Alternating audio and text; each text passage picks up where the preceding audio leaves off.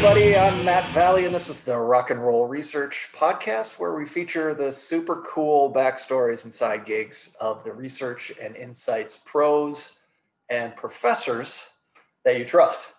I'm super excited to welcome Dr. Douglas Gentile to the program. I've known Doug for a very long time. I've spent time both in the research trenches with Doug, but also up on stage, as a matter of fact. True Indeed. We might talk a little bit about that today. But first, let me blow a bunch of sunshine up your butt. Okay, I like that. Okay. This is already my favorite podcast. All right, so Doug is truly one of the world's foremost experts when it comes to understanding the effect of media on children and people in general. That comes with all sorts of media appearances, NPR, BBC.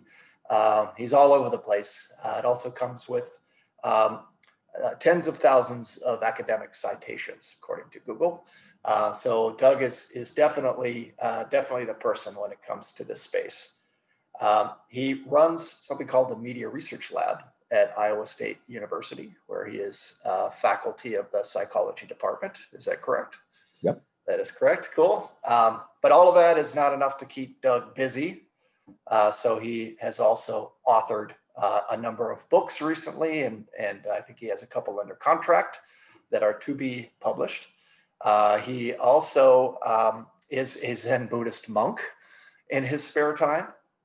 But the connection that I have with Doug is that he is also one half of a jazz duo called Tom and Doug, outstanding in their field, with whom I have played a little bit. He's done countless performances, countless recordings, and played with a zillion musicians, including myself. Couple fun facts here. I have Doug to thank for my only Wikipedia mention. I also have Doug to thank for having met Dee Snider from Twisted Sister. So thanks for that, Doug, and welcome to the show. Thank you. Yeah. Yeah. Did I kind of get you your first research job too? Oh yeah, that too. You at least gave the thumbs up at old Anderson and Niebuhr Associates way back in the day, and suburb of St. Paul. So good stuff. So yeah, I've known Doug half my life. I know that because I can do the math because I have a degree in statistics. So anyway, and you thought it wouldn't come in handy. That's right. Okay, so Doug, tell us about your interest in child development, and specifically your interest in focusing on advancing the research in that space. Sure. Well, I'm by training a child psychologist, and I was initially just interested in pure basic research on like infant vision and perception of emotional meaning in music, which is what my dissertation was on. Mm-hmm.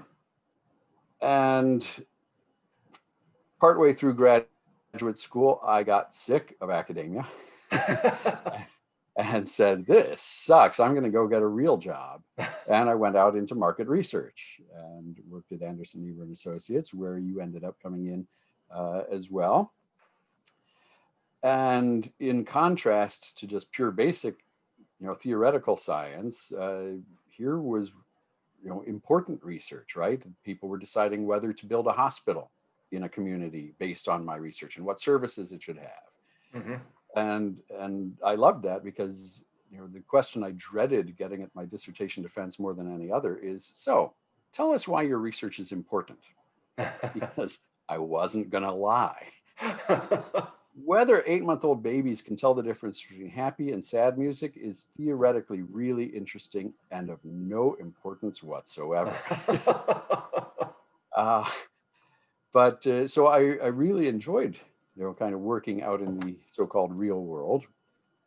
And my favorite client, if you recall, back in those lovely days, 1996 or thereabouts, was the National Institute on Media and the Family. Right. which was a little nonprofit organization starting up that wanted to give parents information about, what media were most healthy for their kids, and how to maximize the benefits and minimize the harm. Hmm. And they hired our firm partly because most market research firms don't have developmental psychologists who've studied something about the media on them. So I think we got that gig partly because of my training. Right. And here was even more interesting work for me, because not only did it have theoretical implications, but it also had practical application, and it had public policy implications. Right. And so I kind of finally knew what I wanted to be when I grew up, when I was 37, uh, when one of my studies got hearings held in Congress. Wow. We did a study with data that was collected at Anderson, Heaver and Associates, actually, a national study of parents and the TV and movie and video game ratings, to show that all the ratings are terrible, and that's why parents don't use them. And so they lack validity. And that study got hearings held in Congress. And I got invited to testify before Congress. And then I got uninvited. All right, fine. My goal wasn't to go to Washington. My goal was to get a debate started in the nation about, why are the ratings so bad that they're useless, and what could we do to change them? And one good study did that. And that's what when I understood kind of my purpose in life, if I want to be grandiose, is that I'm a pretty good researcher, and my sweet spot is that intersection of basic, applied, and policy research. Right. And I've seen that one person can change the world. Right. That one well-designed study can improve the outcomes for tens of thousands of kids. And so you mentioned, yes, I get interviewed a lot. So if I get interviewed by the Washington Post, and it takes an hour of my time, and the average length of a newspaper quote is 12 words. Mm-hmm. The average length of a TV quote is 8 seconds. So I've wasted an hour of my time for 12 words, really? And I start getting disturbed about that. Well, then I realize if 1 million parents read it and 1% of them do something different, I've just improved the outcomes for 10,000 children. Right. That's highly motivating. Yeah. Yeah. No, I can totally understand that. That's really cool. So along the way, as you kind of started your career late, or you found your calling late, you found your calling when it comes to music quite a bit earlier. So let's hear about how Tom and Doug got started, and what you're up to now. And by the way, why is it Tom and Doug and not Doug and Tom? It used to be Doug Gentile and Thomas P. Ah, and then okay. when we shortened it, it switched.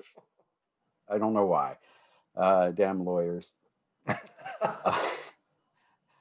Well, Tom and I and two other guys, Eric and Steve, rented the top half of a house in college at State University of New York at Buffalo. And the three of them were really good musicians. Eric was a great pianist. Tom also was a great pianist. So he usually played drums because Eric wouldn't give him the space. Steve played guitar, and they said, "Hey, let's be a band." So what do you give the guy who doesn't know how to play anything? He gets the bass. He gets the bass. Yep. So I've now been playing bass for 35 years. You can always get a gig. Well, how many bass players does it take to change a light bulb? How many? None. The piano player can do it with his left hand. Nice. So yeah, I was handed the bass, and I come from a very musical family. My father is a great jazz pianist and composer. My grandfather is in the Pennsylvania Jazz Hall of Fame. Wow. For arranging, and he was a great guitarist. And I never cared about music at all growing up. I think I took 6 weeks of piano lessons and I wouldn't practice. And so my father said, well, if you're not going to practice, I'm not going to pay for lessons. And I went, sweet. Win-win. And all of a sudden at age 21, now I'm, being handed an instrument and surrounded by people who love it. And I all of a sudden found this tremendous joy. And because I didn't know any better, I started immediately writing music, right? Mhm. I didn't know I shouldn't until I learned theory. I didn't, and so I just started writing and performing with Tom. We wrote our first song together in 1985. Wow. So we've been doing this a long time. And over the years, we've had a lot of brushes with fame. One that includes you, sir. Indeed, indeed. Is it came to me in a dream that that it would be fun to take the 1985 teen angst anthem "We're Not Gonna Take It" by Dee Snider and Twisted Sister and play it kind of in a mellow jazz style rather than angry. And then and in the dream, I also recognized that the chord structure between "We're Not Going to Take It" and the Laverne and Shirley TV theme song were almost identical. And thematically, they're the same thing. We're not going to take it, doing it our way. So I never thought of that. Yeah. And so I felt like, oh, I got to record this. And at the time, I didn't have a drummer that I was working with regularly. And I probably went around Anderson, Niebuhr and Associates saying, hey, anyone play drums? Anyone play drums? And you recorded that. And it's a great track.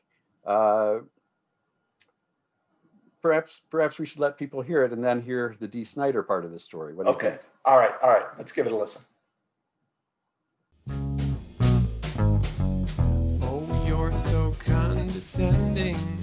Your way of life is ending. We don't want nothing, not a thing from you. Your life is trite and jaded, boring and confiscated. If that's your best won't do.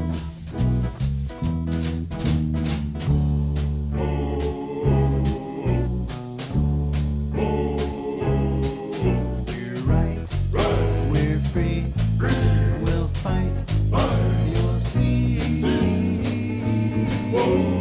We're not gonna take it. No, we ain't gonna take it. We're not gonna take it anymore.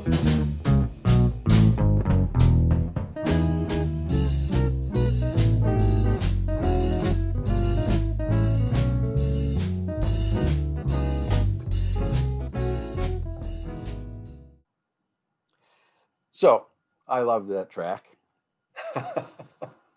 Tom was driving through Connecticut one day in 98 or 99. Mm-hmm. And he saw a billboard for the Dee Snider radio show. And Dee Snider at the time had a morning drive time show in the New York City metro area, which covers a big, wide area, Mm-hmm. up against Howard Stern, trying to outgross Howard Stern. And so he said, well, I guess I got to send him the song. So he burned this song onto a CD, just stuck a Post-it note on it that said, D, no offense, and mailed it to the radio station. 6-10 months later, I'm sitting in my office. By that point, I'd been hired away to be director of research at the National Institute on Media and the Family, and was now doing research on media's influences on children. So I'm sitting in my office there. I get a call in December, and hi, is this Doug? Yeah, Doug of Tom and Doug. Yeah. Hi, this is Nick. I'm the producer for the Dee Snider radio show. Dee's having a Christmas a live Christmas show on air and he'd like you guys to come out and be part of it. And then it kind of reminded me that months and months ago, Tom had sent this CD in. So I go, does Dee like the song? And he said, didn't you know it closes the show every day? So, Tom and I and you and was it a guy named Ralph Angelotti? That's one other guy. And one other guy, Lou Mang, I think. Lou Mang, yeah, Yep. that was it. Yeah. Just showed up. We got picked up by the Mystery Machine from Scooby-Doo. Yeah, Spitting Image. Yeah, and dropped off at the radio station. And of course, we were then asked to play this song live, which sucked. Because if you remember the recording, there are 10 of our voices. There's me on 3 guitars and bass. It's not performable live.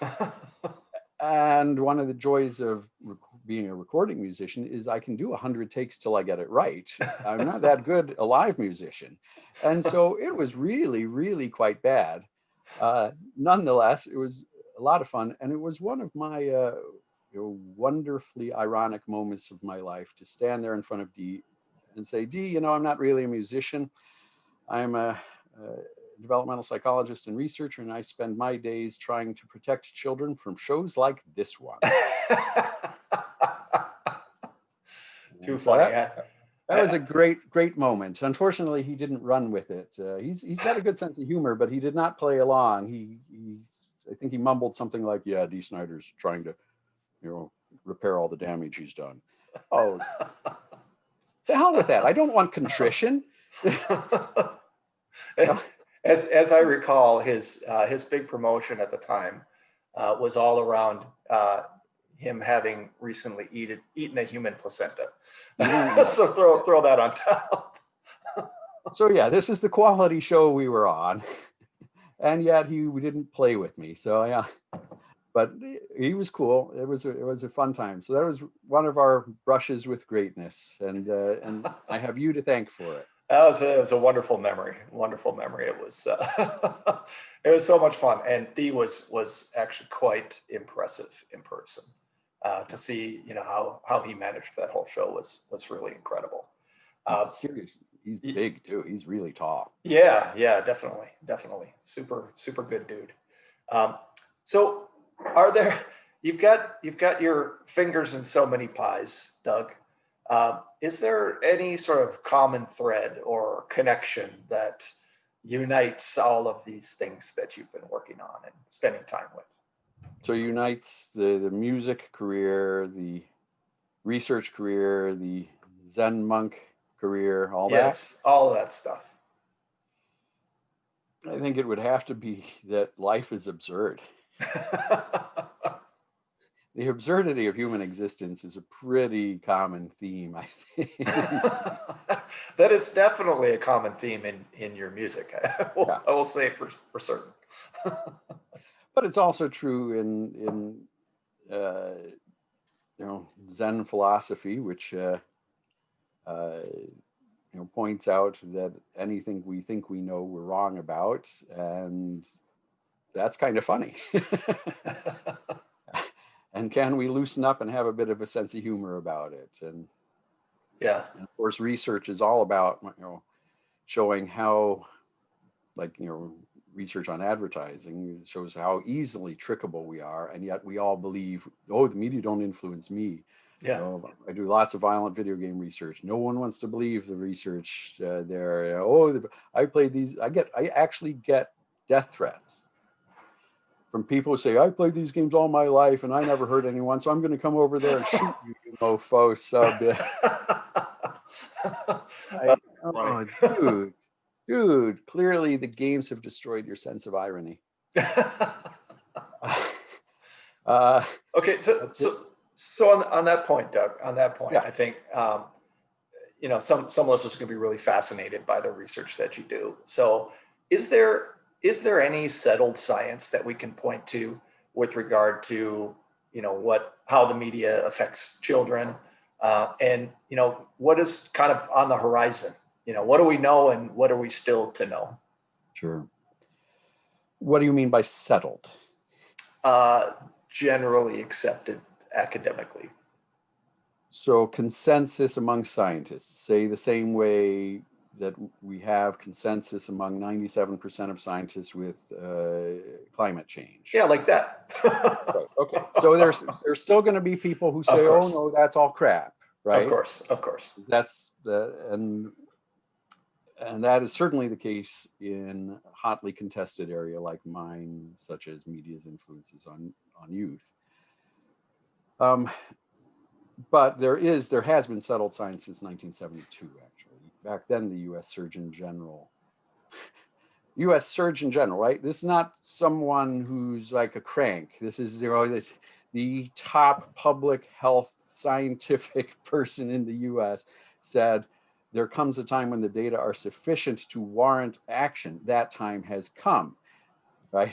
That violent media, now the list of organizations that use the C word, the cause word, which is a big deal in science, includes the American Medical Association, the American Academy of Pediatrics, the National Institutes of Health, National Institute of Mental Health, National Science Foundation, 2 different U.S. Surgeons General, the American Academy of Child and Adolescent Psychiatry. I could go on. Point is, all of them on record saying the evidence is clear media violence causes aggression in society. Now, why don't we believe that? Well, first of all, people misunderstand what it means. That doesn't mean makes people go do school shootings, but that's the only time we ever talk about it. Right. In relation to an extreme event. And this has nothing to do with those extreme events. To do something that extreme requires multiple risk factors and almost no protective factors. So what we're really talking about, and what the evidence is pretty clear about, is around kind of playground level aggression, being more willing to say unkind things, bullying. And maybe you go, well, that's not real violence. That's true. It's not violence. Violence defined as would cause death. Right. Right. Because that's so extreme, that's not where this effect happens. This effect happens at a lower level. But because it's so subtle, the same way advertising works, you don't see how it's affecting you. So you just think it's the way you think. You just think it's the way you see the world. And I can explain this if you really want to, give me 4 minutes, I can tell you about one of my favorite studies. Okay, let's hear it. So we measured 3,000 kids across 3 years, starting with, I think it was 3rd and 4th and 7th and 8th graders. And we followed them across 3 years. And we measured a bunch of things, including how much time they spent playing violent video games. And we measured 3 different types of aggressive cognition. So the first, the technical term, if you're keeping track on your lucky psychological scorecard, is called hostile attribution bias. Okay. What this is we all know people who, when something annoying happens, they kind of give the other person the benefit of the doubt, right? They let it roll off their shoulder. We also know people who take everything very personally. This is more like that. Okay. Right? So if you get bumped, you don't assume it was an accident. You think the person meant to do it. Now, the entire time you're playing a violent video game, you're practicing hostile attribution bias. You are expecting things to come out and be hostile toward you. And so you interpret things, you learn to perceive things as being, having hostile intent when they may not. And so what we find is that kids who play more violent video games, their hostile attribution bias increases over the 3 years of the study. The second type of aggressive cognition was called normative beliefs about aggression. Simply put, we know people who think it's never okay to hit back, right? Right. And we know people who say, you should hit back harder. This is more like that one, right? That it is more normative, more acceptable to behave aggressively when provoked. And of course, the whole time you're playing a violent video game, you're practicing and getting reinforced for that. In fact, if you don't respond aggressively when provoked in a violent video game, often you lose. right? So if you do respond aggressively, you then get more points and you get new levels. And so you actually get reinforced for it, which Right. we find over time, the more kids who are playing violent video games, the more they start endorsing these normative beliefs about aggression. It's more acceptable to behave aggressively when provoked. Mm. The third type of aggressive cognition we measured is aggressive fantasies. And simply put, this is how much time do you spend thinking about how you would like to hurt other people? And of course, the whole time you're playing a violent video game, you're practicing aggressive fantasies. Right. So what we see is these three types of aggressive cognition increase over time with more playing of violent video games. And then by the end of the study in year 3, we do see that these kids are now behaving more physically aggressively in their real world lives. Now, what I love about the study is it teaches the truth of how the effect works. Let's think about that kid who's been spending a lot of time playing violent video games. He's in school, he gets bumped in the hallway. Because he's practiced being hypervigilant for hostility, he stops assuming it was an accident. Mhm. He now assumes the other kid meant to do it or wanted to make him angry or something like that, right? Right. That tiny little change in perception shifts everything. Now, another thing you practice in a violent video game is when you see an aggressive stimulus, quickly reorienting your attention to it, right? So he'll quickly turn to see who did it, right? Mm-hmm. And he'll call to mind a response. Now, the thing that humans do, especially under stress, is the thing that they've practiced the most. Again, if you're keeping track on your lucky psychological jargon scorecard, this is called I always do. availability heuristic. What comes to mind most availably? What is easiest for you to access? And of course, the thing that's easiest for you to access is the thing you've practiced the most. Right. So if you've been playing lots and lots of violent video games, you have practiced an aggressive response to an aggressive stimulus thousands of times. So what will come to mind is highly likely to be push the kid back or say something unkind, right? Mm-hmm. But even that's not enough to make him do it, because there's a pretty high threshold to doing something like that, because if he does it, the odds of it turning into a full fight skyrocket. Right. But of course, because he's been reinforced thousands and thousands of times for behaving aggressively when provoked, that's lowered the bar. And you can see how the odds have shifted now, making an aggressive encounter more likely. And if he does push back or say something unkind, the odds of this turning into a school fight, go way up. Now, here's the interesting thing. When that fight breaks out in that school hallway, it looks nothing like what he was playing in games. Right. The effect happens because it changes the way you see the world and how you think. And you take the way you see the world and the way you think with you everywhere, and it just subtly shifts the odds in your encounters. Mm-hmm. It's not making you copy them. It's not, and so all the way the culture talks about this effect is entirely wrong. And they make it extreme and they make it unreasonable. None of the researchers, and I know them all, say violent video games cause school shootings. Not one has ever said that. Right. Because right. that's not how it happens. Yeah. It shifts the odds just a little bit. It shifts shifts what's in the black box, how you see the world and how you think. And that's how this effect happens. And that's why all of these scientific and public health organizations say the evidence is clear. Media violence causes aggression. They don't say violence, aggression. That's another trick that the critics will use. They'll always use the word violence and say there's almost no evidence that it causes violence. That's true. There's not none, but it's much less and much weaker than the evidence on aggression. Yeah, that's really fascinating, because all of the public discourse is kind of focused on that whole school shooting scenario, right? As this really blunt, black and white type of thing. But there's perhaps unsurprisingly so much nuance to nuance and specificity to this issue. And I think listeners will definitely get a lot of interest out of that. So now let me ask you, Doug, because I think some of what you've been writing recently isn't necessarily on this topic. And I know that you've had a podcast running as well for something like 15 years, long before people even knew podcasts existed. So tell us about some of the stuff you're working on. Well, in terms, I have different pots of writing. You're right. So with the media research, I have 3 books on media violence, 4 actually, if you count 2 editions of one. So one of them, I don't have them all here in front of me, but one of them is media violence in children, which is kind of, it's a complete guide for parents and professionals. It goes through all the research. There is an easier to read one that's just out called Game Over. It's available on Amazon. And it's basically a frequently asked questions approach. So we have 57 questions that people might have about video games and media violence. It's 5 different experts answering these questions together. We're not, we don't each give individual answers, but we have a short answer with 1 paragraph, Right. with no jargon. Here's what the science, here's what we know, here's what we don't know, because we don't know everything. Right. And then if you want the details, there's a long answer with academic references on each questions. So that's available out on Amazon called, Game On. Game on.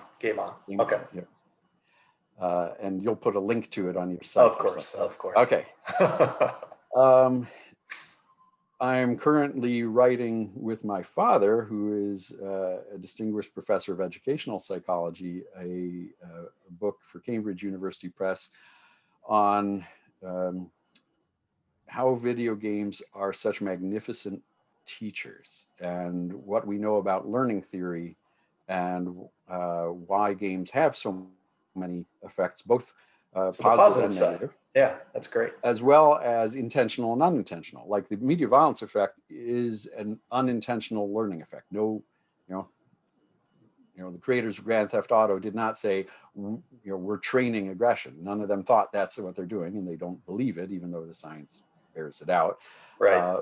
But they teach more than that. So games are fantastic teachers. What do we know about from 130 years of educational psychological research about how the brain learns, and trying to put all that together? I have another book. I have a couple audio books out on Buddhism. So there's one called Buddhism 101, How to Walk Easily Over Rough Ground, that kind of talks about Buddhist philosophy and psychological science, because this is the way I think of it. I don't, I can explain things traditionally, but most people don't understand the traditional explanation. What is emptiness, or what is non-self? These are tough concepts, but I can actually show you with psychological studies what they are, and help you to get it that way. Cool. I have one out under review looking at kind of karma and free will, and how we can work with these types of, again, both Buddhist and psychological research to help us get unstuck when we're in negative patterns. Mm-hmm.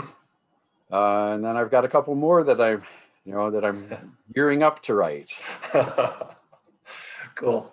And then you mentioned the podcast. Of course, there's the Tom and Doug radio show. It's not just a podcast. It's a nationally syndicated weekly radio show. It goes out over the Pacifica Radio Network. So if you've got a Pacifica affiliated station in your town, you can ask them to download the Tom and Doug show and start airing it. And you'll hear Matt Valley on it from time to time. We should get you every on once as a in a guest. while. Why not? Hey, come on my show. Okay, I'll do it. All right. So that's available out at iTunes, and I guess wherever you get podcasts these days. And then there are still other things that I can't even remember. There's always something. Okay, so Doug, if you've listened to any of these podcasts, you know what question is coming next. So I hope you've had a chance to think about it a little bit. It's the classic. You're stranded on a desert island. You have 3 records of your choice to keep you company for the rest of your days. What are they? All right. Number 1, Beatles, Abbey Road. I knew the Beatles would be in there for sure. Beatles had to be in there, yep. And of all the albums, that one's perfect. Cool. 2, I'll be self-referential, and I'll pick the newest Tom and Doug album. Never mind the bollocks. It's time for Tom and Doug.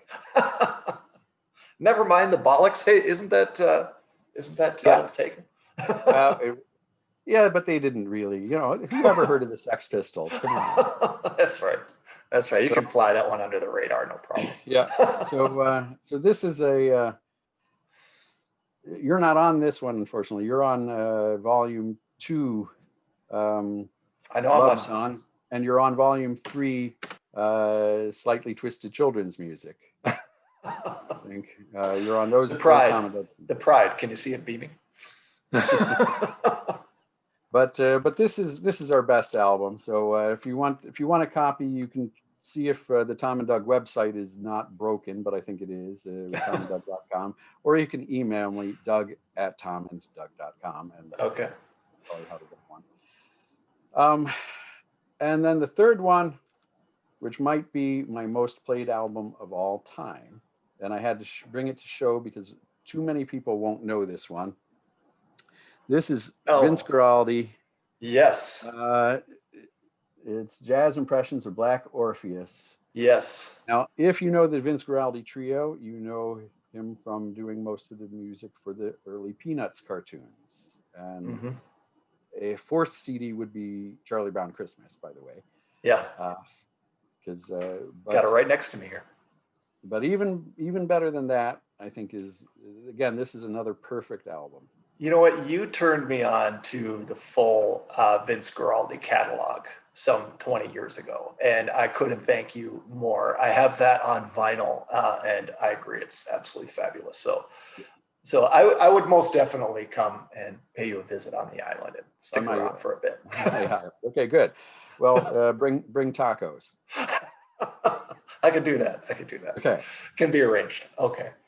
Excellent. Doug, this has been a great chat. It's always a great chat. I'm so glad we stayed in touch over the years. There's always something new and fascinating to catch up on when I talk to you. And I suspect that this might pull me back into the Tom and Doug fold to some extent, of which I'm a willing participant. So great to talk to you. I'll publish the links here of some of the things that you shared, but let's definitely talk soon, and rock and roll, Doug. Rock and roll. All right.